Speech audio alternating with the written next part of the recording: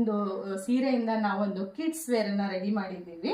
ಒಂದು 3 ಪೀಸ್ ಆಗಿ ನಾವು ರೆಡಿ ಮಾಡಿರೋದು. ಪ್ಲಾಜೋದಲ್ಲಿ 3 ಪೀಸ್ ಆಗಿರೋದು. ಪ್ಲಾಜೋ ನೋಡಿ ಎಷ್ಟು ಚೆನ್ನಾಗಿ ಬಂದಿದೆ ನೋಡಿ, ಲುಕ್ ನೋಡಿ.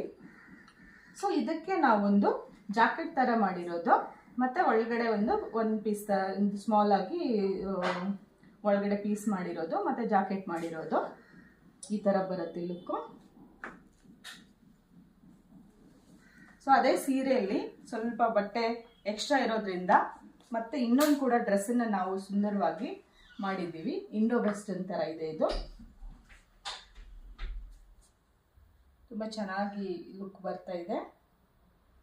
Thank you for watching friends.